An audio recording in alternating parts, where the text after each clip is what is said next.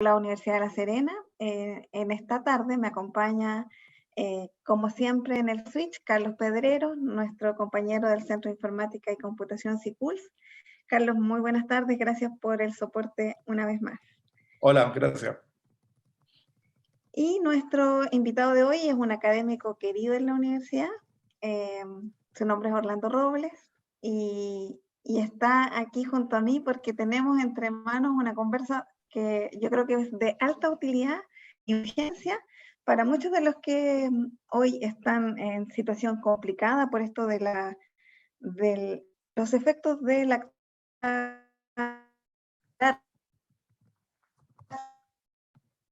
actividad económica.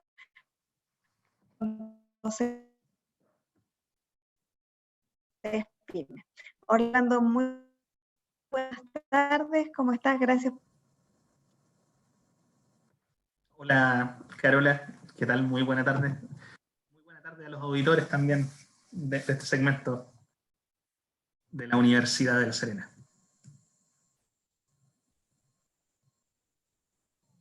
¿Te escuchaba un poco? Tenemos un problema como con el desfase del audio, pero voy a intentar ir haciendo las preguntas un poco más lento tal vez hasta que podamos conectarnos de manera más sincrónica. Perfecto. La conversación de hoy tiene que ver con cómo hoy un pyme, ¿cierto?, que ha estado afectado desde, digamos, el 18 de octubre del año pasado por el estallido social hasta ahora, puede mirar con esperanza y con ánimo, con lentes de oportunidad, una crisis que obviamente en el día a día es complicada de sobrellevar. Hay un punto que inmediatamente me pone en jaque en esta discusión. Bien, me caracterizo por intentar ser lo más honesto posible, lo más transparente, al igual que con mis estudiantes, con los auditores en este caso. La situación que vivimos el día de hoy no es una situación común, no es como la crisis subprime del año 2008, bien, no es como la crisis asiática que también nos golpeó a final de la década de los 90. La situación que estamos viviendo hoy, según todas las proyecciones, partiendo del FMI que se lanzó, por así decirlo, unas semanas atrás diciendo que la economía había entrado en recesión a nivel mundial, bien, los datos, las proyecciones no son muy buenas, bien, no tenemos buenas proyecciones al día de hoy. Y actualmente la crisis no está situada solamente en Chile, está situada en la región latinoamericana, que muchos países de la región están en una peor posición que Chile. Bien, y bueno, también tenemos grandes economías haciendo lo que pueden para poder mantener redes de abastecimiento, para poder mantener la actividad de productividad, la actividad económica. Bien, por ende, las proyecciones no son buenas. Ahora, eso no significa que no existan alternativas, que no existan caminos a seguir. Y hay un concepto muy, muy importante que de hecho aplica para los medios de comunicación, aplica para la comunicación del oficialismo en el gobierno y aplica para la comunicación también de gremios, que es la confianza. ¿Bien? Toda relación humana va a depender de la confianza que tengan unos con otros. Y eso también incide en factores como en la oferta, en la demanda, ¿bien? Y evidentemente en la situación de riesgo que estamos actualmente no existe la confianza de las personas para salir de sus casas, lo cual se entiende, lo cual es evidente. Todos hemos generado, o de alguna forma responsablemente desde la universidad, hemos instado a las personas a que se queden en sus casas. Pero ¿qué hace un pequeño emprendedor en una situación como esta cuando en realidad la gente no está saliendo de sus casas y su trabajo requiere de la actividad presencial? Requiere que el trabajador vaya en el día a día, requiere que el comprador se pare en el negocio, bien, y le pida un producto, por ejemplo. Entonces está esta situación donde la confianza es esencial. ¿De qué forma los emprendedores pueden de alguna forma retomar la confianza con sus clientes, vender, por ejemplo, de forma remota, vender con medidas de seguridad, quizás de forma presencial? Bien, y por eso es tan importante este concepto. Yo diría que es el primer concepto clave de la conversación del día de hoy, la confianza. Bien, en la medida que han ido pasando las semanas, vemos que las conductas también van cambiando allá afuera. ¿Bien? De hecho, al principio nos preguntamos qué va a pasar, por ejemplo, con las redes de abastecimiento, qué va a pasar con los supermercados. Hoy vemos que los supermercados tienen un protocolo bajo el cual actúan. Si tú vas al supermercado, te das cuenta que la gente respeta la distancia. Bien, en algunos recintos están marcados en el piso las delimitaciones de 1 o 2 metros. Bien, tú ingresas, te toman la temperatura, te pasan un pañito para que limpies el carro, bien, te limpias las manos y luego continúas con tu proceso de compra. Evidentemente, eso no implica que vas a tener un 100% de seguridad dentro del procedimiento, pero te da mayor confianza al momento de ir a acudir al negocio. Bien. Y eso, Orlando, sería una práctica emulable por las pequeñas y microempresas que que tienen este contacto con el cliente final para poder en el fondo retomar esta confianza. O sea, ellos tendrían que hacer el esfuerzo de introducir en sus prácticas habituales estos rituales, si tú quieres, de desinfección o de generación, ¿cierto?, de espacios físicos mínimos para poder retomar la confianza en la compra. ¿Esa es un poco la orientación? Absolutamente.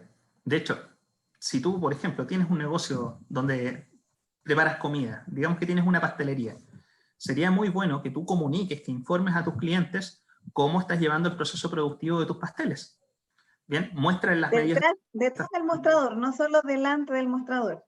Por supuesto, porque tú ves el producto y ponte en este escenario. Tú llegas a la pastelería, ves el pastel que está ahí, se ve delicioso, pero de alguna forma algo te dice, ¿y qué pasó si el cocinero no tomó las medidas de seguridad? ¿Qué pasa si no tenía el tapaboca, el barbijo, o no estaba utilizando guantes, por ejemplo, no se estaba desinfectando las manos cada cierto tiempo? Entonces es muy importante eso, restablecer la confianza para que tú como consumidor, bien, tengas claro que puedes ir y consumir con un nivel de riesgo que es mínimo. Bien, y respecto a esto, hay una discusión que se ha planteado, si es que en realidad lo que tenemos que ver es salud o economía. Y en realidad el tema es que no podemos ver las dos cosas divididas. De alguna forma la discusión es salud y economía en este momento. Tú no puedes paralizar por completo la actividad económica de un país porque, claro, desde una posición cómoda, en algún momento suena súper fácil decir un lockdown completo, vámonos todas a las casas. Acá todos resguardados en cuarentena absoluta, ¿bien? Y tenemos ese pensamiento mágico de que el Estado, de alguna manera, va a tener los recursos para poder entregarnos a la familia y tome acá, tiene un sueldo. Pero ¿qué hacemos nosotros con un sueldo si no podemos consumir, si no tenemos dónde ir a comprar? ¿Qué hacemos si en realidad no hay empresa allá afuera, si el negocio de la esquina quebró y no tengo una vecina que me pueda vender pan el día de mañana? ¿Me entiendes? Entonces, por eso es tan importante entender cuál es la posición que tenemos frente a esta pandemia que está recién comenzando. O sea, son 5 meses más o menos de la pandemia, ¿bien? Son 2 meses desde que está decretada acá en Chile como alerta sanitaria, ¿bien? Y desde ahí viene un montón de conductas que las personas hemos ido cambiando. Y de ahí también viene un punto que se deriva de esto que es la confianza, cómo llevamos un nuevo estilo de vida frente a la pandemia. ¿Bien? Y cómo modificamos nosotros nuestras conductas, ¿bien? En el día a día. No sé si te habrá pasado a ti que estás haciendo cosas de forma muy distinta a lo que hacías tradicionalmente. Lo O típico... sea, de entrada, yo no sé si soy un muy buen ejemplo, porque no soy muy buena para el retail, entonces soy una alta consumidora de la micro y pequeña empresa. Entonces, Bien. la verdad es que los hábitos que cambiaron fueron más la entrega. O sea, evito salir yo de casa y estoy tratando de que me acerquen ellos los productos de distintas maneras. Pero nunca me gustó ir mucho ni al supermercado ni a las multitiendas y era y sigo siendo una full compradora por internet. Entonces a mí la verdad es que no soy yo un buen ejemplo, pero entiendo que para otras personas confiar en internet para comprar, esto de, por ejemplo, depositarle a una pequeña, el caso clásico, ¿no? Alguien que te trae verduras. Uno les deposita y tienes que hacer el acto de fe de que te las van a traer. Porque si no, lo otro es salir a recogerlo y pagar, pero te expones al contacto, al dinero, etc. Y en eso, claro, mi umbral de confianza es harto más laxo que el de otro, pero por eso te lo comento. Ahora entiendo perfectamente que no es fácil y que, como dices tú, uno siempre está en ese dilema, ¿no? Entre, bueno, gastar menos o gastar un poco más, ahorrar un poco menos, ahorrar un poco más, o proteger mi salud. Tal cual. Me uno a tu clan en el sentido que yo no soy bueno tampoco para ir a los centros comerciales. Bien, yo desde que descubrí la primera compra por internet, un día todo lo que puedo comprar por internet lo hago. Para mí es un poco difícil comprar, por ejemplo, ropa, porque como soy un poco gordito, no un poco, soy bastante gordito. No, El comprar ropa, por ejemplo, por internet es una de las cosas que yo no hago, pero todo tipo de artefacto tecnológico, bien, todo tipo de producto electrodoméstico, por ejemplo, yo lo compro por internet. Y ahí tenemos otro punto, de cómo las empresas pequeñas se pueden de alguna forma adherir a instancias, por ejemplo, de comercio electrónico, delivery, ¿bien? El delivery se ha masificado un montón desde que aparecieron las plataformas de entrega como Uber Eats, Pedidos Ya, Rappi, ¿bien? Se transformaron en empresas que tuvieron una proliferación muy, muy explosiva durante los últimos 3 años. Bien, entonces vemos que hay conductas que han ido cambiando con el tiempo. Si no fuese por el delivery, posiblemente la gran mayoría de las empresas que se dedican al rubro de la comida tendrían una crisis mucho más acentuada en este momento. Bien, pero vemos que el delivery sigue funcionando. Orlando, y en ese sentido, para una pequeña empresa, una microempresa, probablemente pensar en hacer delivery es una complicación, que sería como, ¿cierto?, lo natural. Yo extiendo mi área de acción y le agrego este nuevo servicio, pero eso tiene costos, tiene logística, ¿cierto? Tiene una serie de acciones y actividades que a lo mejor ese pequeño emprendedor no puede asumir en este minuto. ¿Cuál es la recomendación desde la ciencia? ¿Entender eso y aprender a hacerlo, o asociarte con otros para poder, de esa manera, que la curva de aprendizaje, decimos nosotros, sea más rápida? Eso es relativo. De hecho, el que el emprendedor se meta en el negocio del delivery, digamos que, tomemos el ejemplo más sencillo, que compre la moto, aprenda a manejar la moto y él mismo haga los repartos, bien, puede ser en muchas ocasiones una integración innecesaria, en el sentido que te cuesta caro invertir en la motocicleta. Imagina, no sabes manejar una motocicleta, tienes que aprender a manejar una motocicleta, adaptarla para poder llevar los productos. Bien, entonces hay alternativas de asociatividad cuando no es viable o te cuesta mucho poder integrarte a esas aristas del negocio de logística y transporte. Bien, hay empresas en este momento, de hecho el Ministerio de Economía lanzó una campaña que se llama, tengo acá tomado algunos apuntes, Apóyame Aquí. Y el Apóyame Aquí, que es una iniciativa del Ministerio de Economía, está reuniendo distintos marketplaces, ¿bien? Y estos marketplaces son de empresas grandes. Entonces, te entrega todos los datos de, por ejemplo, te pide una empresa gigante para ser tu empresa de logística. Y te dice que te cobra comisiones de 20%, por ejemplo, 10%, 5%, dependiendo del tipo de producto, que tú tienes que cumplir con el embalaje, tienes que cumplir. Entonces te dan toda la métrica de medidas que tú puedes tomar para adherirte a la cadena de distribución de estas grandes empresas. Bien, hay alternativas, de hecho, hay alternativas, y por eso es muy, muy importante que en este momento los emprendedores estén más atentos que de costumbre, para ver cuáles son las oportunidades que tienen, cómo pueden de alguna forma, a mí no me gusta mucho la palabra reinventarse, porque implica que dejas atrás un montón de cosas. Yo creo que el concepto es adaptación, ¿bien? Hay que entender cómo adaptarse, uno, al escenario de crisis que te está sacando de tu habitualidad, de lo normal, ¿bien? Y luego de la crisis tenemos que pensar si es que el negocio sigue siendo como lo teníamos enfocado antes de la pandemia. Muchos negocios se van a ver modificados para siempre. ¿Cierto? Porque mira, un tema sería, ok, yo tengo mi pyme y lo que hago es una adaptación, ¿cierto? Incorporo nuevas formas de entrega, pero sigue siendo mi negocio, el de siempre. Por decirte una cosa, yo he hecho toda la vida, no sé, me he vendido verduras y entonces me adapto a las nuevas tecnologías, al nuevo contexto, creo, no sé, un grupo WhatsApp con mis clientes, una red social, me asocio a estas plataformas de apoyo a las pymes, y entonces empiezo a tomar los pedidos que antes eran en mi boliche, ahora van a ser a través de los canales digitales. Esa es una posibilidad donde, como dices tú, hay cambio, pero no es un cambio disruptivo. Pero va a haber otros negocios que probablemente van a tener que reinventarse, aunque la palabra no te guste tanto. No me gusta no significa que no esté bien.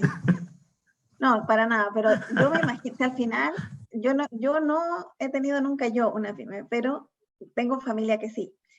Y al final son como los hijos, ¿no? O sea, es tu empresa, es tu emprendimiento, le pusiste horas, talento, sudaste la gota gorda, para decirlo en buen chileno, y dejarla irse debe costar un montón. Entonces, esto te lo pregunto también desde las ciencias. ¿Qué dice la ciencia y la administración en términos de cuáles son la actitud mental que tiene que tener un emprendedor para tal vez hacer esto, ¿no? Dejar atrás lo que fui para recomenzar. Quizás ahí tendríamos que llamar a Carlos Díaz o a Pablo Castro para hablar de la perspectiva psicológica con mayor autoridad.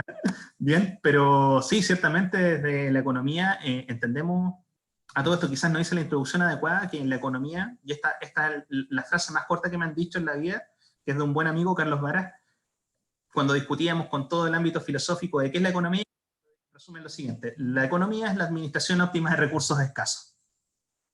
Más allá de que sea una ciencia social, la economía es la administración óptima de recursos escasos, ¿bien? Y claro, yo entiendo la perspectiva que me dices tú. Tener que cerrar una empresa debe ser un golpe brutal, en el entendido que, claro, son fruto de esfuerzo, de sacrificio, pero hay ocasiones, y de hecho esto lo estudiamos desde la economía, hablamos del punto de cierre, bien, del punto de utilidad cero, bien, hay ocasiones donde es mucho más benéfico para el emprendedor cerrar un negocio que seguir inyectándole dinero, bien, mientras sabemos que no vamos a tener venta. Y esa va a ser la situación, lamentablemente esa va a ser la situación de muchas empresas, y de hecho es prudente que, hablando desde una perspectiva académica, le demos el mensaje a los emprendedores que cuando vean que no hay un punto de retorno, tengan la voluntad para buscar nuevos negocios. Y eso implica, de alguna forma, encontrar ese espacio de adaptación. Y de alguna forma, por ejemplo, si puedo vender activos que tengo en el negocio, venderlos y buscar una nueva área de negocio. Idealmente nunca deje de emprender, ¿bien? Pero es doloroso, yo sé que es doloroso, no es optimista en algunos casos, pero hay que pensar en esa situación. Ahora, con Orlando, perdona, quiero representar aquí a la audiencia, porque no todos entendemos la economía como lo hacen ustedes. Entonces, cuando tú dices, cuando llega el punto de no retorno, ¿cuál es ese punto? ¿Cómo un emprendedor con sus libros en la mesa, con su análisis, con su libro de ventas, de costos, cómo puede llegar y decir, ok, aquí ya no hay vuelta atrás y lo mejor es cerrar esta cortina? bien, en este caso estaríamos hablando cuando ya en realidad estamos solamente dando cobertura a nuestros costos fijos. Bien, entendamos que hay costos fijos y costos variables. Vamos un poquito más atrás para poder retrasar bien la situación. El costo fijo, por ejemplo, es un arriendo. Yo tengo el pago del arriendo, es un costo fijo.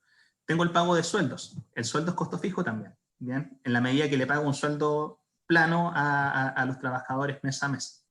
Bien, pero tengo otros costos que son variables. Por ejemplo, los insumos que compro yo, si es que tengo la pastelería, vamos a quedarnos con la pastelería porque es un sabroso ejemplo. Bien, todos los insumos que compro yo en azúcar, harina, crema, todo eso son costos variables, porque yo los voy a requerir en la medida que voy produciendo. Bien, entonces llega un momento en el que tú no tienes ventas. Imaginemos el escenario donde no tienes venta o tienes muy poca venta, pero igual tienes que afrontar los costos fijos. Tienes que pagar el arriendo del local, tienes que pagar los sueldos. Bien, y si tú sabes que la situación no es sostenible o proyectas que la situación no va a ser sostenible, quizás lo mejor, lo más sano, es cerrar el negocio para trasladarte a alguna otra área cuando las cosas estén mejor. Bien, ahora, lo peor que puede ocurrir es que los emprendedores queden ahogados después de la pandemia y no tengan la posibilidad de reemprender. Ese es un escenario mucho, mucho más dantesco que el escenario de tener que cerrar una empresa de forma transitoria. Bien, ahora, lo que está intentando la política pública actual es mantener los negocios a flote. Bien, y hemos visto una serie de anuncios. Lo que están haciendo es mantenerlos a flote con créditos con garantía estatal, cosa que los bancos puedan de alguna forma tener una disminución del riesgo y prestarle dinero a los emprendedores. Pero estas políticas son por 3 meses. Bien, son por 3 meses. De momento no sabemos cómo viene la siguiente ola de políticas públicas. Bien, a mí particularmente, si bien me mantengo optimista y espero que de alguna forma retomemos la actividad económica con las medidas sanitarias suficientes como para no contagiarnos, bien, me preocupa qué pasa después de esos 3 meses. Y yo de alguna forma en este momento llamaría a la prudencia a los emprendedores a analizar muy bien qué está pasando. Hay ciertas medidas, por ejemplo, que permiten a los emprendedores poder suspender los contratos de trabajo de las personas si es que no están teniendo actividad. Bien, por 3 meses las personas se acogen al seguro de desempleo, los emprendedores no corren con esos costos fijos, pero igual, por ejemplo, si tengo pago de arriendo, tengo pago de dividendo, ¿cómo hago eso? Para poder de alguna forma darle cara, hacerle frente. Y ahí está el otro instrumento que se anunció hace pocos días atrás que comenzó a operar ayer, que es el FOGAPE. Bien, donde yo voy al banco y le pido dinero prestado para seguir a flote por 3 meses más. Pero ahí lo que estoy haciendo es endeudarme finalmente. O sea, el dinero que estoy pidiendo prestado al banco para pagar arriendo el día de hoy lo voy a tener que devolver al banco el día de mañana. Claro, tengo una garantía estatal que permite que el banco me preste el dinero, pero igual tengo que yo hacerme cargo de eso, es una responsabilidad adicional. Entonces, el mensaje acá, bien, esperando que usted en su casa no tenga que cerrar el negocio, el mensaje acá es ser prudente. No voy a pedir dinero si en realidad no lo necesito. Bien, si yo no tengo que hacer cara a alguna obligación y en realidad no necesito pedir dinero y simplemente lo veo esto como la moda que está ahí disponible, yo no voy a pedir dinero porque en realidad me estoy haciendo cargo de una responsabilidad, de un pasivo, como llamamos desde la perspectiva contable. Bien, entonces hay muchas formas de maniobrar y ciertamente cuando hablamos de claves, bien, o tips más bien, se aplican de forma diferente a cada tipo de negocio, porque en este momento hay negocios que están vendiendo muy bien. Imagínate tú un negocio de mascarilla cuando inició la pandemia, cómo se le dispararon las ventas. Bien, pero hay otros negocios a los que no les está yendo bien. Imagina una microempresa o una pequeña empresa que haya estado situada en un mall. El mall tuvo que cerrar y no hay posibilidad de que ese pequeño empresario, porque no hay solamente grandes empresas en los malls, también hay empresas pequeñas, y esos empresarios se quedaron de brazos cruzados porque no tienen ninguna forma actualmente de vender de la forma en la que lo hacían a principios de marzo, antes de que se declarara la alerta sanitaria. O sea, los números de hecho indican que 278 micro, pequeñas y medianas empresas en la región cerraron desde el 18 de octubre a marzo de este año, que es muchísimo, porque tenemos que pensar que detrás de esas 278 hay más de una familia. Está probablemente el emprendedor, más todos los empleados y la cadena de proveedores, servicios asociados a una empresa. Entonces, a veces uno ve números y dice, bueno, no es tanto, era esperable, pero el drama que hay detrás, ¿cierto?, de que se rompa un sistema de empleo y también un sueño, o sea, al final no es solo, para poner el toque más, si tú quieres, más humano, no es solo el trabajo, ¿no? Es tu empeño, son tus sueños, lo que tú quieres hacer para ganarte la vida con dignidad, con honradez. Entonces, la verdad es que yo creo que llegar a estas instancias es realmente complicado, pero me parece que tú pones una cuota de realidad. Pero desde el entusiasmo uno puede decir, ok, no, vamos, que se puede, aquí hay que apostar todo, pero el punto de no retorno me parece que es clave de que lo entendamos todos, de manera de que no terminemos esta crisis, como dices tú, aún peor, porque una cosa es tener que cerrar y aguantar a lo mejor con las medidas del Estado un periodo 3 o 5 meses de dificultades, y otra es terminar este periodo endeudado con, no sé, con órdenes de remate por no pago de ciertas cosas, demandado por los trabajadores, etcétera. Entonces, ¿cómo maneja ahí desde la ciencia de la administración un emprendedor esta relación con todas las personas que yo te acabo de decir? O sea, primero con sus trabajadores, con sus proveedores. ¿Con qué técnicas yo me puedo enfrentar a tener esas conversaciones, que son conversaciones difíciles, para juntos buscar las soluciones? Ahí lo que queda inmediatamente sobre la mesa es la planificación. ¿De qué manera puedo yo planificar y hacer gestión de crisis en este momento? Es sumamente complejo porque no todas las crisis tienen los mismos matices. De hecho, la crisis que se comienza a vivir en Chile en el año 2009 es una crisis completamente distinta a la que tenemos ahora. Bien, completamente distinta. Entonces, en esta planificación podríamos hablar de consejos desde la dirección estratégica, consejos gerenciales, por así decirlo, bien, donde involucrar a mi equipo de trabajo. Yo no puedo gestionar la crisis solo. No puedo ser el emprendedor contra el mundo, bien, y echarme la responsabilidad de los trabajadores al hombro, echarme la responsabilidad de los proveedores al hombro. De hecho, esto implica diálogo entre proveedores, entre la empresa y los proveedores, con los trabajadores, con los clientes. Muy importante clientes. Tenemos que pensar que hay muchos clientes que nos deben en este momento, que a nosotros nos conviene que nos paguen como emprendedores, pero también tenemos que entender que ellos están en la misma situación que nosotros. Entonces es mejor que te paguen a que no te paguen, evidentemente. ¿Bien? Hay un punto de no retorno con los clientes que llamamos deudores incobrables, desde la perspectiva contable. Bien, y ahí tenemos un montón de historias que quizás nos queden para otro conversatorio, incluyendo el hablar de hace unos años atrás. Bien, pero ciertamente todo esto es un encadenamiento, por una parte un encadenamiento productivo, bien, pero todo este tejido social que entendemos como economía, el cual se representa muy bien a través de un modelo que llamamos el flujo circular de la economía, donde están las familias, están las empresas y está el Estado representado por el gobierno, bien, tenemos que mantener ese dinamismo y requiere que el emprendedor tenga la visión y pueda planificar, entendiendo si es que tengo suministro. Te voy a dar un caso muy puntual. No sé si te habrás dado cuenta que la harina desapareció de los supermercados en algunos días y comenzaron a aparecer otro tipo de harinas, porque el supermercado tuvo que buscar a un proveedor alternativo. No era la misma harina que compramos siempre, eran harinas de otras marcas, bien, no sé si, no puedo hablar de calidad, pero ciertamente eran harinas que no se veían en los supermercados. Entonces, muy posiblemente existe una oportunidad incluso para microempresarios para meterse con sus productos de las grandes tiendas. Bien, entonces la gestión de crisis sería el consejo, y la gestión de crisis requiere planificación. Yo les digo 3 meses y es un marco referencial. Usted puede planificar a un mes, por ejemplo. Y si usted ve que intenta sacar a flote el negocio y en un mes no está teniendo ventas porque no puede llegar a sus clientes, por ejemplo, replantee. Si es que es porque los clientes en realidad no me pueden comprar, estoy apuntando quizás a un cliente equivocado, tengo que cambiar quizás mi tipo de cliente, mi segmentación de clientes. Bien, hay muchas instancias que se pueden dar, pero lo que requiere es que los empresarios, los emprendedores sean realistas y se sitúen en este momento frente a la crisis y digan, ok, voy a planificar para sacar el negocio a flote de acá a un mes, de acá a 3 meses, y si esto continúa tengo que tomar decisiones. Voy a seguir endeudándome porque este negocio en realidad yo tengo la fe, tengo la convicción de que va a salir a flote una vez que termine la pandemia. Es su decisión, claramente. Pero por favor, ponderen los riesgos, tomen en consideración los riesgos. Algo que pasa con los los pequeños emprendedores, Carola, es que en muchas ocasiones la persona no tiene una división clara del patrimonio familiar al patrimonio de la empresa. Y es uno de los consejos que les doy desde ya. Hoy, separen la empresa de la familia. Bien. Ya. Hay un límite donde si yo quiero mantener a flote la empresa, tengo que también mesurar no solamente los gastos de la empresa, sino que también mesurar los gastos de mi familia. En muchas ocasiones quizás voy a tener que jerarquizar y cortar gastos familiares, bien, porque necesito darle quizás un poco más de cobertura al emprendimiento. Eso depende de cada quien, pero es importante tener la visión suficiente como para saber hacia dónde me tengo que mover. Bueno, al final, igual yo me pongo en los zapatos del emprendedor y creo que realmente deben ser momentos muy angustiantes, ¿no? Porque es tener estas conversaciones difíciles con proveedores, acreedores, clientes, etcétera, pero además con la familia.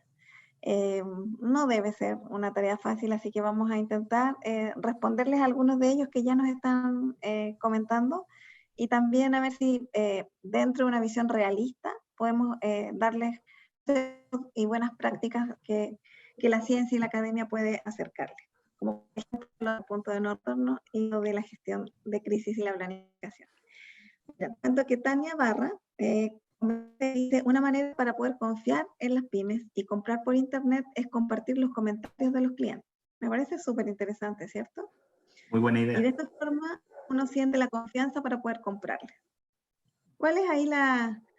Es interesante, ¿cierto? Que hoy día uno confía muchísimo en la recomendación de otro. De hecho, yo por lo menos en el WhatsApp, alguien conoce, no sé, dónde comprar pan y aparecen 3 o 4 recomendaciones.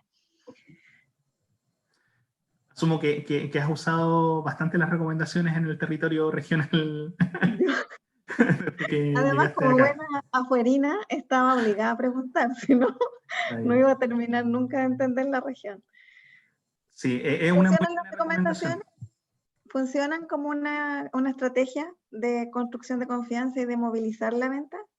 Sí, de hecho el ranking ha sido algo que funciona sobre todo en plataformas de venta digitales. De hecho es algo que tú puedes ver desde las grandes ligas, por ejemplo en Amazon. Tú ingresas y ves los reviews de los productos, casi en la misma liga. En eBay también puedes revisar qué dicen de los productos, y hoy en día en las aplicaciones de delivery puedes ver la evaluación por estrellas de ciertos tipos de locales. Bien, de hecho el boca a boca se ha transformado en algo muy, muy útil para los pequeños emprendedores. Yo, por ejemplo, veo los consejos de compra que dan los vecinos en el WhatsApp, y es la única razón por la que me mantengo en grupos de la comunidad, bien, porque claro, tenemos distintos temas, pero en ocasiones, por ejemplo, comprar comida a un vecino, a mí me parece todavía un ritual maravilloso, poder probar la mano de la cocina de los vecinos sin ir a sentarme directamente a su casa. Bien, entonces pensar que, bueno, ahí tenemos otro tipo de gestión, que es la gestión de clientes. Bien, pensar que se puede generar gestión de clientes, y de hecho hay un área de la administración que lo estudia, que es el Customer Relationship Management, en la administración de relaciones con clientes. Bien, poder hacer gestión de eso a través de recomendaciones, o pedirle incluso de repente a un cliente que va a tu negocio, que suba una recomendación por Instagram, una foto, invitarlos a que se hagan estas páginas sociales virtuales de la nueva era, de alguna forma, resulta bastante útil. Y es publicidad que es publicidad de bajo costo y que puede estar apuntando directamente a tu segmento objetivo. Por lo tanto, entonces ahí tenemos un consejo para nuestros pymes que nos están escuchando: gestionar los clientes, gestionar las opiniones de los clientes, y eso igual implica no solo pedirle, sino que además hacer el servicio muy bien, porque si se te cae el servicio, por muy pyme y que uno quiera colaborar, al final tú esperas recibir, ¿cierto? En ciencias de la administración se dice más de lo que estás pagando, porque si es solo lo que estás pagando no recomiendas, ¿cierto? Mira, ok, llegó lo que pedí, es exacto lo que pedí, fantástico. Pero la recomendación es ese estado de, si tú quieres, de euforia, ¿cierto? O de satisfacción mayor a la expectativa base. Y es ahí cuando recomendamos, cuando creemos que las cosas están por sobre lo que nosotros esperábamos. Así es que desde el marketing, que es un poco lo que yo también me acerco, es bueno tener claro eso, que una recomendación no es solo porque lo hiciste bien, sino porque lo hiciste muy bien. Y no solamente la recomendación, también cuando te ¿Vale? dan la evaluación, quizás buscar la forma, la alternativa de llegar a ese cliente y preguntarle qué pasó, qué estuvo mal, en qué puedo mejorar. De hecho, nos hace un gran favor un cliente cuando va al libro de reclamos y te deja un mensaje. Se da el tiempo, el cliente te está regalando su propio tiempo para decirte lo que está mal con tu negocio. Valóralo. No te vayas en contra del cliente, te está entregando una señal muy, muy importante de algo en lo que puedes cambiar para que siga siendo tu cliente, te siga llevando, y de hecho te puede recomendar más adelante. Yo valoro mucho cuando un negocio entiende, me escucha y me manda una respuesta. Puede ser por correo electrónico, puede ser que te atienda el representante pero es valiosísimo el contacto con quien te está dando el servicio o con quien te está vendiendo el producto. Es verdad, porque en el fondo una persona que se toma el tiempo de decirte lo que estás haciendo más o menos, o que estás derechamente haciendo mal, es porque le importa. Uno no le llama la atención a alguien que no quiere, o a aquel que no quiere que surja. Entonces, yo creo que verlo ahí, ¿cierto? Como cuando uno le pega un reto a un hijo, uno dice, oye, te lo estoy diciendo porque te quiero. Es exactamente lo mismo para los clientes. Si uno no quisiera, te da lo mismo y sigues tu vida, y bueno, que se las arregle solo, encuentro otro que me venda el mismo servicio, el mismo producto. Así es. Mira, acá Cote Twins, ese es el nombre del usuario, dice: de la misma forma en que las grandes tiendas, las pequeñas empresas a nivel micro podrían generar oportunidades laborales en esta crisis, incluso para familias, incorporando el reparto como valor agregado. Era lo que hablábamos al principio, ¿cierto? Yo creo que sí, que efectivamente es una posibilidad el tema de agregar el reparto, pero también, como decías tú, habría que evaluar muy bien, ¿cierto? Porque pudiese ser que ese tiempo o ese riesgo o esa nueva inversión que hay que hacer no se compense y termine debilitando el core del negocio, ¿no? Ciertamente, el core se entiende como la función principal del negocio. Es acá donde toma sentido el dicho, pastelero tus pasteles. Tal cual. Si tú eres bueno haciendo pasteles, pero en realidad no tienes experiencia en el delivery, pero conoces a alguien que lo puede hacer y lo puede hacer bien, bueno, no intentes hacerlo por tus propios medios. Asóciate de alguna forma, compensa a la persona que te está apoyando y genera alianzas. O sea, generar alianzas en este momento es una virtud, sobre todo dentro de todo este escenario de... Y acá, bueno, acá es más bien un comentario de Omega TV, que nos siguen todos los jueves, muchas gracias. Dice: qué buen tema hoy. Nosotros también vamos a conversar con algunos empresarios hoy día a las 20 horas. El tema de la pérdida de capital y la poca capacidad de venta que encuentran en general en este escenario complejo. ¿Realmente estamos vendiendo menos las pymes o depende el sector en el que la pyme está? Depende netamente del rubro, Carola. Hay cosas Por que... ejemplo, ¿a quién les estaría yendo bien según lo que tú has podido apreciar? Todas las personas que te pueden llevar o empresas que te pueden llevar productos a la casa en este momento están teniendo su gran auge, su gran momento de éxito. bien, pero pensemos, por ejemplo, en las empresas que están arraigadas al sector del turismo. Lo estábamos conversando momentos atrás con Laura Cerda, que está a la cabeza de la Cámara de Turismo de la región. Es un tiempo difícil para los emprendedores del turismo, y no solamente pensemos en el gran hotel, sino que pensemos también en aquellos que se dedicaban a trasladar personas, por ejemplo, en todos los servicios de alguna forma de catering que están dentro de los hoteles, los salones de conferencia. Bien, pensemos en todas las personas que se dedican a dar paseos, por ejemplo, los catamaranes que están en el puerto de Coquimbo. Bien, son tiempos difíciles para ellos, sin duda alguna. Entonces, quienes se hayan visto afectados principalmente por la cuarentena, por la inmovilización de personas, son los más afectados. No todos tienen la capacidad de adaptarse fácilmente, y ese es el otro tema que tenemos que entender dentro de todo esto. En las crisis siempre hay grandes triunfadores. De hecho, hay personas que han amasado sus fortunas en periodos de crisis. Bien, pero ya podemos ver que incluso a nivel personal, cada uno de nosotros con nuestros fondos de pensión, hemos visto una gran caída. Bien, quizás ahí el día de mañana tengamos grandes ganancias en el rebote, si es que llega a suceder en poco tiempo más. Pero es relativo, sumamente relativo. El tipo de negocio y de qué tan bien gestionado está el negocio. Bien, quienes hayan encontrado oportunidades, por ejemplo, sabemos de pequeños emprendimientos que vieron la crisis y se trasladaron a hacer mascarillas o a hacer alcohol gel. Bien, eso también tiene un periodo de auge, no va a ser vendido permanente, claro. Siempre. O sea, es muy, muy difícil competir contra las grandes empresas, pero incluso grandes empresas como CCU reconvirtieron sus matrices. Por ejemplo, CCU, si mal no recuerdo, una de sus plantas de producción de bebidas no alcohólicas, de cerveza sin alcohol, la transformó en una fábrica de alcohol gel. Ese tipo de reconversión estamos viendo el día de hoy. Sí, aquí, por ejemplo, Arlene Orellana comentaba eso. Yo conozco una empresa de costura de uniformes que empezó a hacer mascarillas en el marco de esta crisis, ¿cierto? Y se puso a venderlas y le ha ido bastante bien. Y ella también dice que el negocio de barrio, de acuerdo a lo que ella ha observado, le ha ido también estupendamente. Yo por lo menos soy de aquellas. Yo te digo, yo salgo muy poco y si tengo que salir, salgo los sábados al negocio de barrio o a una feria específica donde los caseros de siempre, pero de verdad yo respeto mucho, entiendo que cada uno tiene patrones de consumo distintos, pero a mí ya hacer la fila para entrar a un gran supermercado no tengo esa capacidad. No hay paciencia. La admiro, pero de verdad que dejé de comer algunas cosas que no encuentro en los negocios de barrio o en los delivery, pero ir a hacer la fila al supermercado me supera un poquito. Por eso creo que es harto también del patrón de consumo, de hábito, de lo que cada uno de nosotros está dispuesto, y en esos recovecos es donde probablemente estén las oportunidades de los más pequeños, ¿no? El negocio de barrio es todo un fenómeno en este momento. Está en su momento de esplendor también. Yo tengo un negocio acá a pasos de mi casa y en realidad me ha sacado de apuro. Porque tampoco queremos romper cuarentena muchos de los que estamos trabajando, sobre todo en la universidad.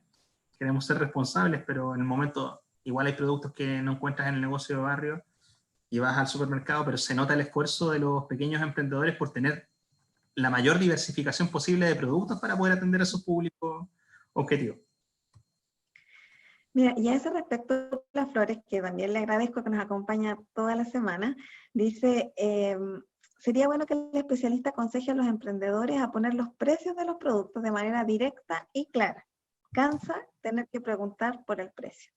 Eso es interesante, ¿eh? Porque le costó a los grandes, todavía les cuesta, a pesar de que hay ley. Me imagino que a los chicos más.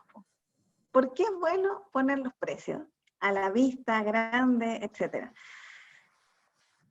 Volvemos al concepto de origen, confianza. Con lo que comenzamos la conversación. Entiendo el comentario. De hecho, a mí también me molesta entrar a cotizar un producto, incluso vía web, y no encontrar el precio.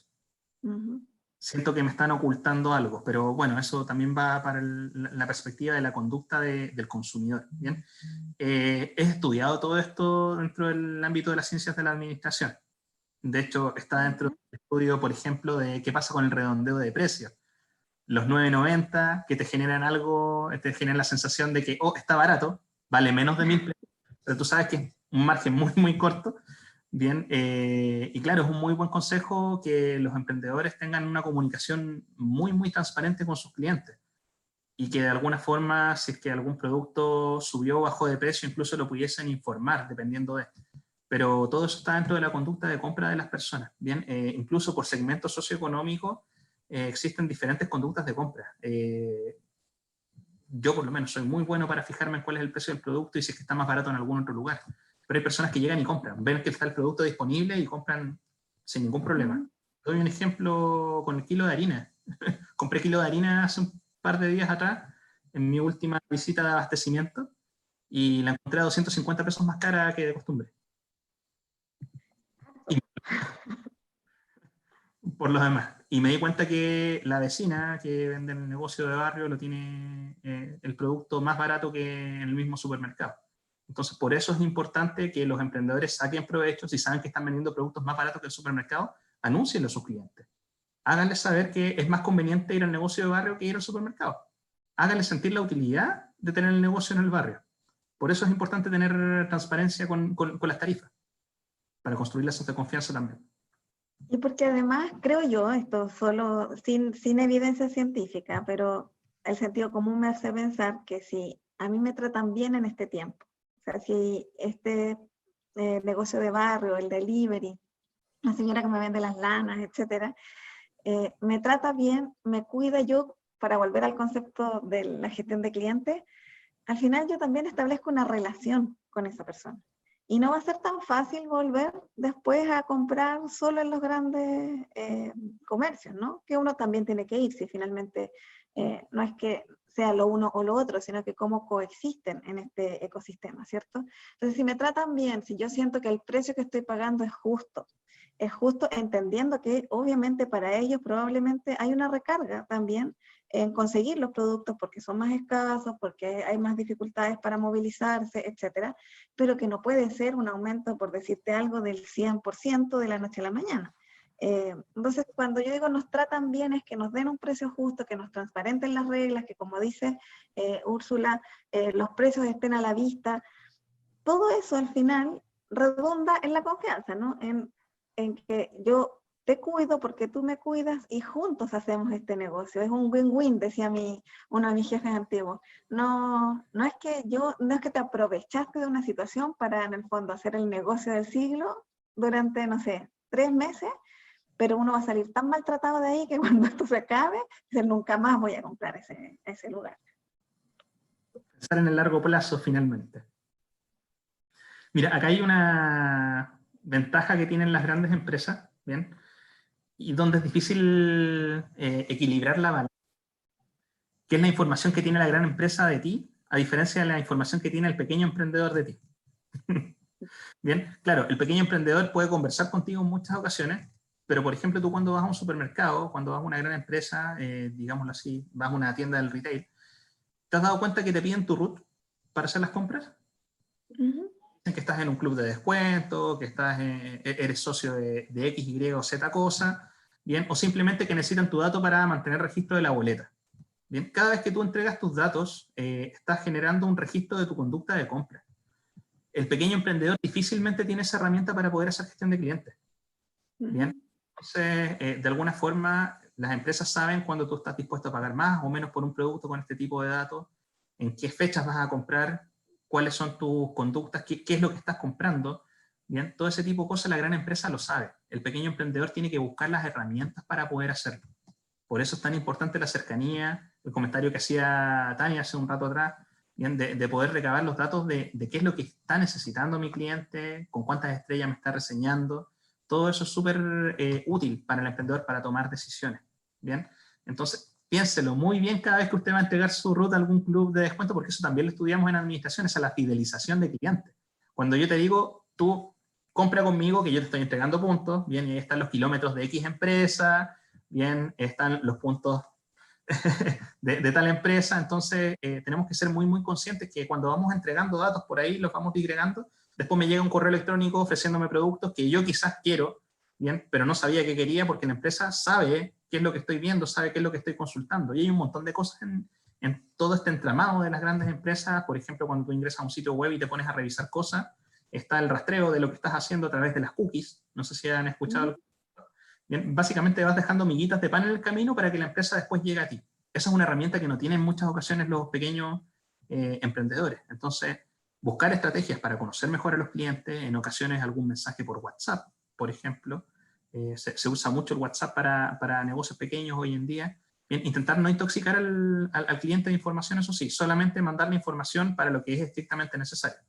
Bien. No tenemos que hostigar al cliente, tenemos que de alguna forma ir con un mensaje útil para él.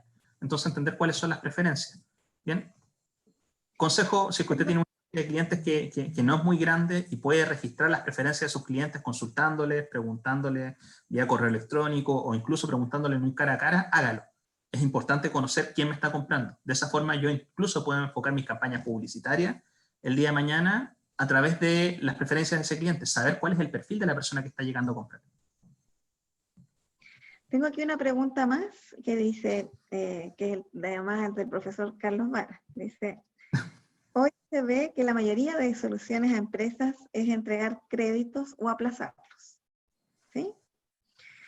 ¿Esto no generará que se concrete el famoso dicho de pan para hoy y hambre para mañana? Hay que ir y aplazar.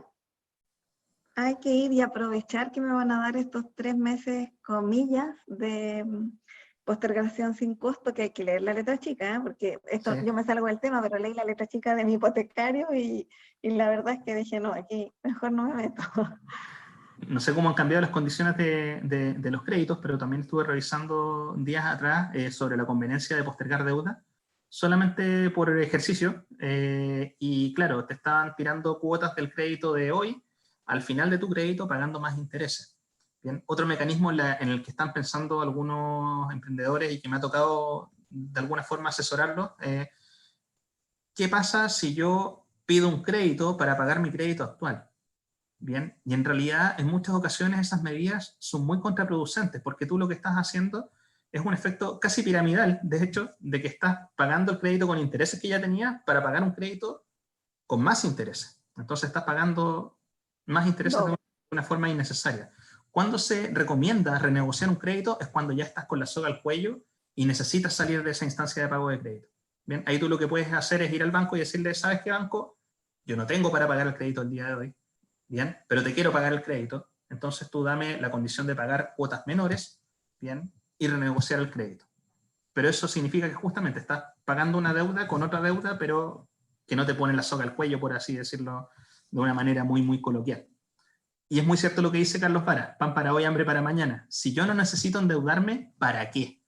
Es importante que los emprendedores se hagan esa pregunta. ¿Para qué estoy tomando mayor deuda? ¿Para qué estoy tomando los beneficios? Por ejemplo, si voy a tomar el beneficio de suspensión de contrato de trabajo, pero yo necesito seguir en actividad en estos meses, sea necesario. ¿Bien? Porque tú no puedes obligar a que un trabajador tome el beneficio y al mismo tiempo vaya a trabajar. ¿Bien? Eso está en contra del espíritu de la ley. Entonces es muy importante tener claro por qué estoy tomando decisiones, ¿bien? Y hacia dónde apuntan, cuál es el objetivo de cada una de las decisiones que estoy tomando. Ciertamente, lo que conversamos hace un rato atrás, en muchas ocasiones algunos emprendimientos va a ser mejor cerrarlos, más allá de seguir endeudándome, porque ahí está el pan para hoy y hambre para mañana. Quizás es mejor suspender el emprendimiento en un tiempo si existe la posibilidad, si es que no estoy vendiendo. Por ejemplo, para los emprendimientos unipersonales eso es menos doloroso, porque si no tengo gente empleada y soy yo el emprendedor, soy yo la empresa básicamente, y tengo el respaldo financiero para no gastarme esas lucas y vivir un par de meses y ver cómo va la situación y ver si reabro mi negocio, es una alternativa. Bien, pero eso depende de cada caso. Son tan heterogéneas las realidades de las pymes que es muy, muy difícil dar una clave única para todos los tipos de emprendimiento. Entonces, muy importante lo que menciona Carlos Varas para tener en consideración. Cuidado con el pan para hoy y hambre para mañana. Ahora igual, entendiendo que las situaciones son diversas y que las características de las pymes implican tener acciones muy específicas, igual hay algunos consejos macro o principios que yo quisiera tratar de esta conversación. En principio, estamos de acuerdo en que hay que intentar mirar la empresa con realismo y en lo posible recortar los costos, ¿sí? ¿Por dónde partimos ahí? ¿Por los variables o por los fijos? Por los prescindibles. Vamos a utilizar ese. A ver, otro Bien. concepto, vamos. Es que en realidad costos fijos y costos variables tenemos que pensar, por ejemplo, un restaurante que tiene 3 sucursales, pero que está funcionando con delivery el día de hoy. La gran pregunta es, si necesitas 3 sucursales para tener abierta, quizás necesites una donde tengas una cocina para poder hacer delivery. 2 unidades de costos fijos de arriendo podrías dejarla de lado, por eso son prescindibles. ¿Me entiendes? Okay. Una unidad de costos fijos es imprescindible para seguir operando. Es importante pensar en eso. Bien, ahora, los costos variables tienden a ser los costos que yo utilizo para mi producción, finalmente. Okay. ¿Me entiendes? Entonces, como hablábamos recién en el ejemplo de la pastelería, la crema, la harina, todo ese tipo de cosas. Entonces, si es que voy a recortar costos variables, tengo que cautelar que la calidad del producto para mi cliente no se vaya al piso. Mantener la calidad del producto con mis clientes es muy importante, mantener la confianza, ¿bien? Mantener la lealtad del cliente.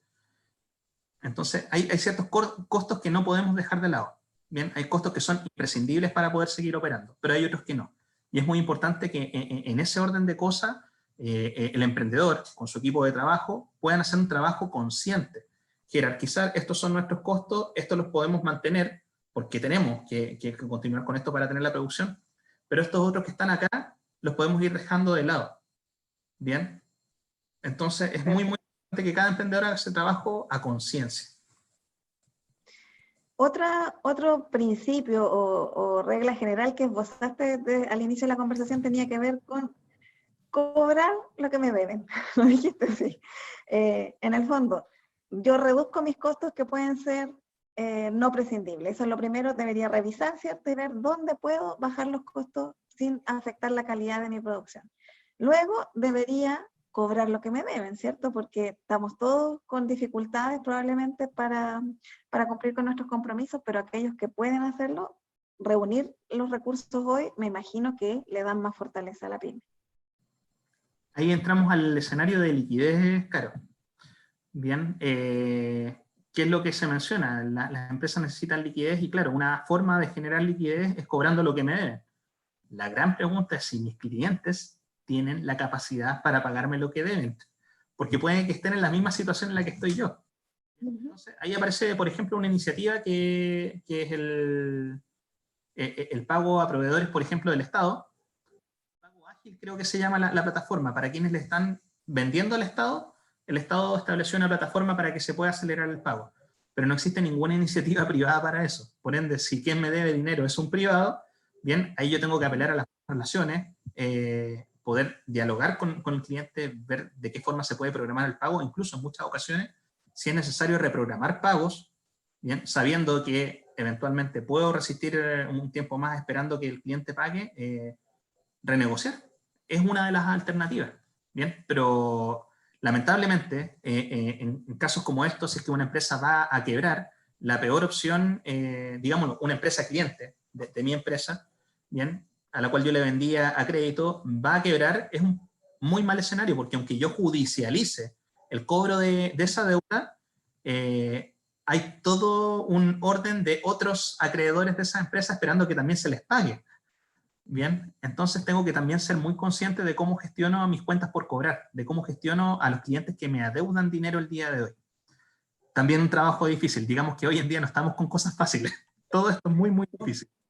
Lo sabemos, mira, se nos está yendo el tiempo, pero yo me quedaría entonces con una tercera idea que tenía que ver con estas habilidades gerenciales, ¿no? De entrar en diálogo finalmente con todos tu ámbito de relación, tus trabajadores, los acreedores, los proveedores, los clientes. En el fondo, una pyme hoy es re difícil, es fácil decirlo, pero me imagino que la situación es muy compleja.